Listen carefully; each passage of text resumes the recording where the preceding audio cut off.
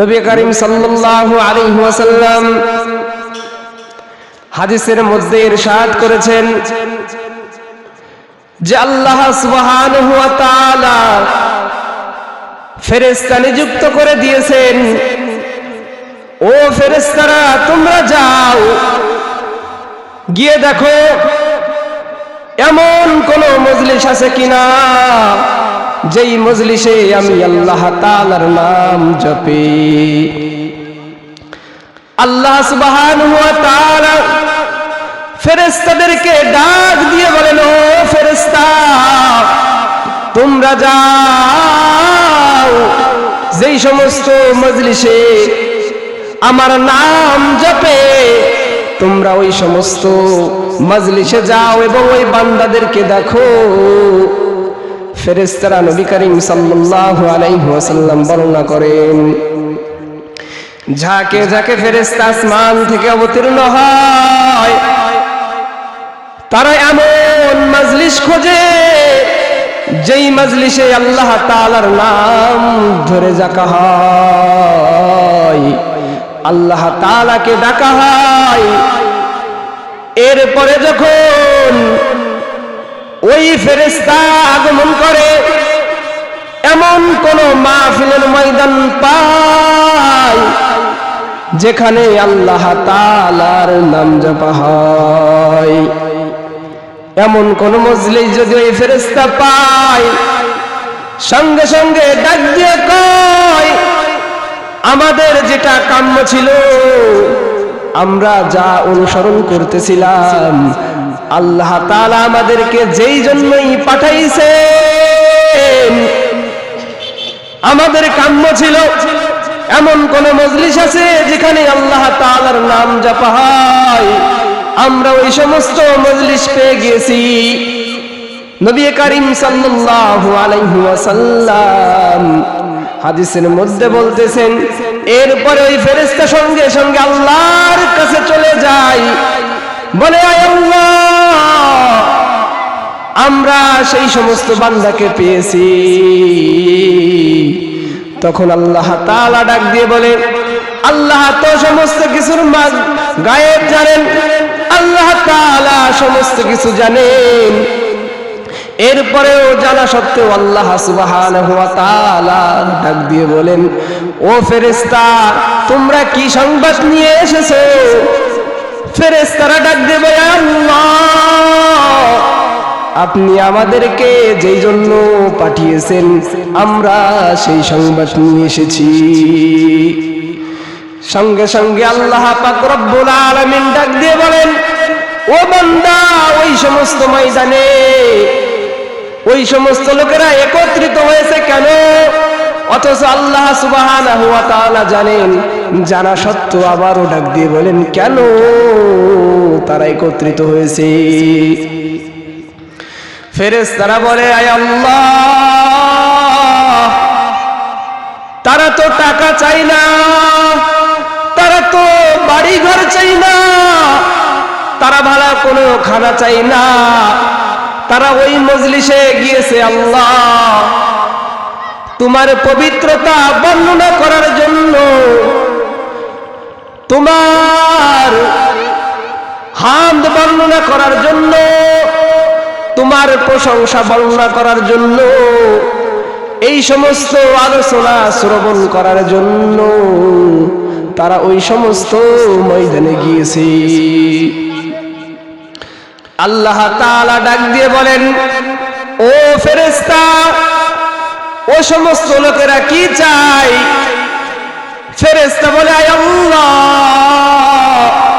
তুমি আল্লাহকে চাই, তারা দুনিয়ার কোনো সম্মান চাই না, তারা দুনিয়ার কোনো রাজত্ব চাই না, তারা দুনিয়ার কোনো টাকা চাই না,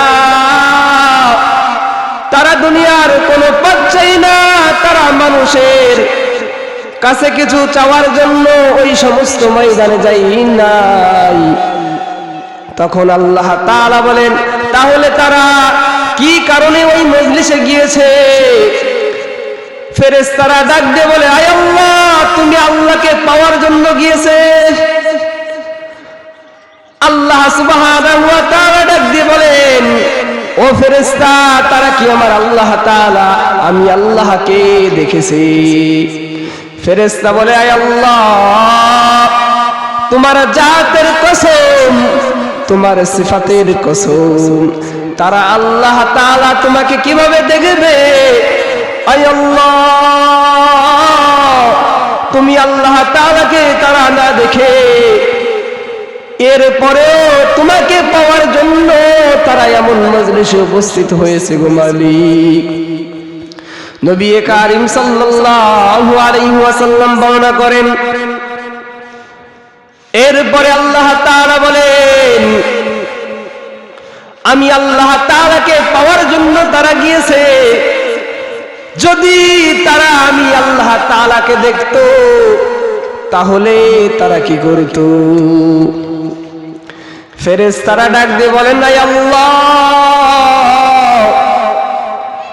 তোমাকে দেখে নাই, এরপরেও তারা এত আগ্রহের সাথে এই মজলিসে এসেছে, এমন ভালো ভালো মজলিসে এসেছে।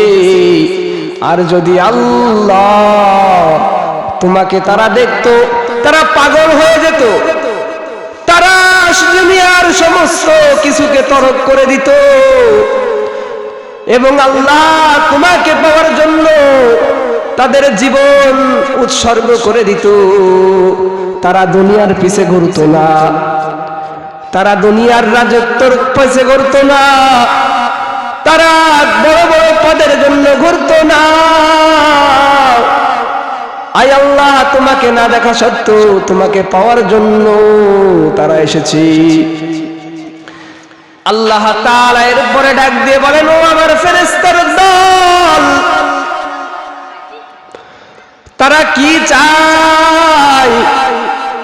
ফেরেশতা আবার ডাক দিয়ে বলেন, আয় আল্লাহ, তারা এই ময়দানে এসেছে তোমার জান্নাত চায়।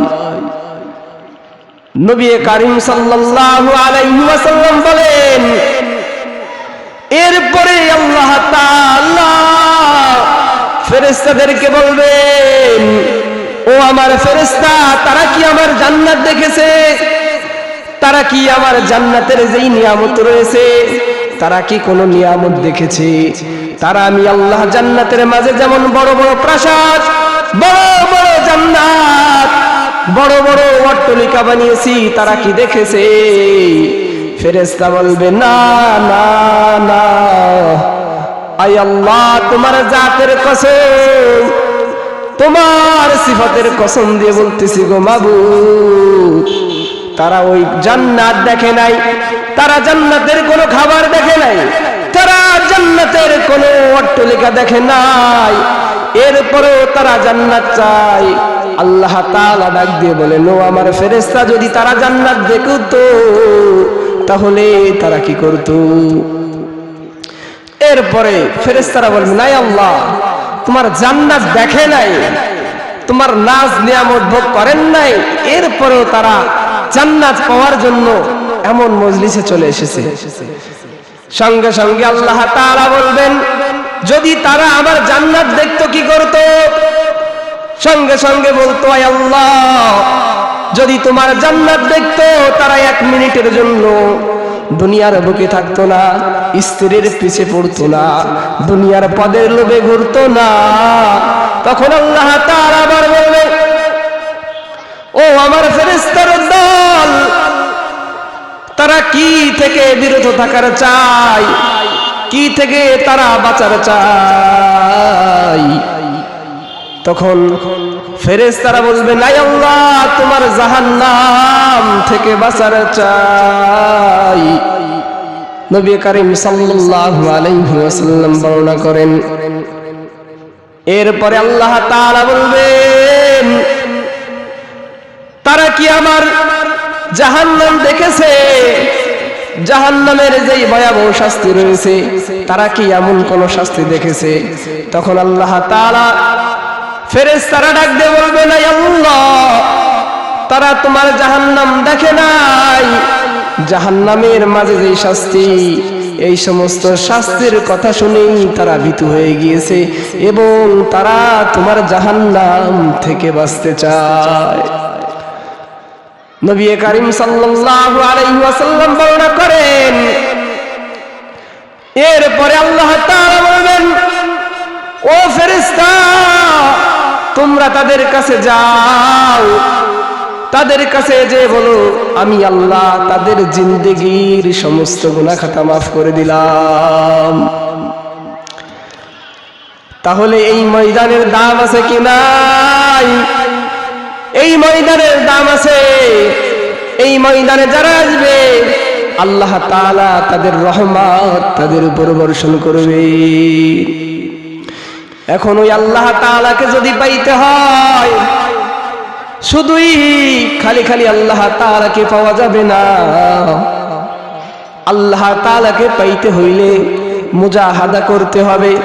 আল্লাহ তাআলাকে পাইতে গেলে ওই আল্লাহ তাআলাকে ডাকতে হবে। ওই আল্লাহ তাআলাকে যদি তুমি পাইতে চাও, তোমার ইসলামের হুকুম আহকাম মানতে হবে। নবী করিম সাল্লাল্লাহু আলাইহি ওয়াসাল্লাম এর হাদিস অনুসরণ করতে হবে। নবী করিম সাল্লাল্লাহু আলাইহি ওয়াসাল্লামকে ভালোবাসতে হবে। তাহলেই তুমি আল্লাহ তাআলাকে পাইবা। এখন শরীয়তের হুকুম আহকাম জানতে হলে সর্বপ্রথম শরীয়ত জানতে হলে আমাদেরকে সর্বপ্রথম ইসলাম সম্পর্কে জানতে হবে। মিশকাত শরীফের মধ্যে আবু হুরায়রা রাদিয়াল্লাহু তাআলা আনহু থেকে হযরত ওমর রাদিয়াল্লাহু তাআলা আনহু থেকে হাদিসে জিবরাইল বর্ণনা হয়েছে। জিবরাইল আলাইহিস সালাতু ওয়াস সালাম নবী করিম সাল্লাল্লাহু আলাইহি ওয়াসাল্লামের নিকট এসে ইসলামের হুকুম আহকাম শিক্ষা দিয়েছেন। عن عمر بن الخطاب رضي الله تعالى عنه قال بينما نحن عند رسول الله صلى الله عليه وسلم ذات يوم হযরত ওমর ইবনুল খাত্তাব থেকে বর্ণিত, তিনি বর্ণনা করেন নবী করিম সাল্লাল্লাহু আলাইহি ওয়াসাল্লাম একদিন আমাদের সম্মুখে বসা ছিলেন। ইদ তলা আলাইনা রাজুলুন, হঠাৎ করে আমাদের মাঝে এক ব্যক্তির আগমন হলো। ইদ তলা রাজুলুন শাদীদু বায়াযুস সিয়াবি ওয়া শাদীদু সাওয়াদিশ শারি, যার পোশাক আবৃত ছিল সাদা, যার চুলগুলো ছিল বিক্ষিপ্ত কালো, আর সেই মজলিসটা ছিল মরুর মজলিস, মরুভূমি যেখানে বালি দিয়ে আবদ্ধ করা। কিন্তু এই ব্যক্তি সাদা কাপড়, দবদবে সাদা কাপড় নিয়ে এসেছে। লা ইয়ারিফু মিন্না আহাদুন, হযরত ওমর ইবনুল খাত্তাব বর্ণনা করেন যে আমরা যারা ওই মজলিসে ছিলাম, আমাদের মধ্য থেকে কেউ ওই ব্যক্তিকে চিনল না যে হঠাৎ করে কিভাবে আমাদের মাঝে আগমন করেছে। এমন বালুর ভূমি যেখান থেকে সাধারণত যদি চলা হয় জামা কাপড় ময়লা হয়ে যাবে, কিন্তু এই যে যেই ব্যক্তি আগমন করেছে তার পোশাক ছিল ধবধবে সাদা। এরপরে আগন্তুক ব্যক্তি বলতেছে, قال يا محمد فاخبرني عن الإسلام, হে মুহাম্মদ আপনি আমাকে ইসলাম সম্পর্কে শিক্ষা দেন। ইসলাম কি? ইসলাম সম্পর্কে জানেন, তাহলে আমাকে পরিপূর্ণভাবে ইসলাম সম্পর্কে অবগত করেন। قال মুহাম্মদ, নবী করিম সাল্লাল্লাহু আলাইহি ওয়াসাল্লাম বলেন, আল ইসলামু আন তাশহাদা আল্লা ইলাহা ইল্লাল্লাহ ওয়া আন্না মুহাম্মাদার রাসূলুল্লাহ। তুমি আমার কাছে ইসলাম সম্পর্কে জিজ্ঞাসা করতেছো, তাহলে তুমি শুনে নাও। আন তাশহাদা আল্লা ইলাহা ইল্লাল্লাহ, ইসলাম হলো ওই আল্লাহ তাআলাকে সাক্ষী দেওয়া। আশহাদু আল্লা ইলাহা ইল্লাল্লাহ, আল্লাহ তাআলা ছাড়া কোনো ইলাহ নাই। ওয়া আন্না মুহাম্মাদার রাসূলুল্লাহ, আর মুহাম্মদ সাল্লাল্লাহু আলাইহি ওয়াসাল্লাম ওই আল্লাহ তাআলার রাসূল। ওয়া তুকিমাস সালাতা ওয়া তুতাজ যাকাতা, এরপরে যদি তোমার ইসলাম সম্পর্কে জানতে হয়, ওয়া তুকিমাস সালাতা, নামাজ তোমার কায়েম করতে হবে, ওয়া তুতাজ যাকাতা, যাকাত আদায় করতে হবে। নামাজ তুমি কেমনে আদায় করবা? মুমিনের দল নবী করিম সাল্লাল্লাহু আলাইহি ওয়াসাল্লাম হাদিসের মধ্যে বলেন, as-salatu imaduddin মান আকামা ফাকাদ আকামাদ-দ্বীন।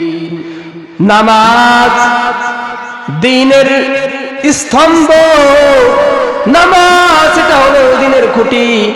আর যেই ব্যক্তি দ্বীনের খুঁটি কায়েম করবে সে কেমন জানো দ্বীনকেই প্রতিষ্ঠিত করলো। ওয়া তুতাজ যাকাতা, এরপরে দ্বিতীয় অপশন দিয়েছেন যাকাত আদায় করতে হবে। নবী করিম সাল্লাল্লাহু আলাইহি ওয়াসাল্লাম যাকাত সম্পর্কে বলেন, মা মির রাজুলিল্লাহ ইউআদ্দি যাকাতা মালিহি ইল্লা জাআলাল্লাহু ফি উনুকি।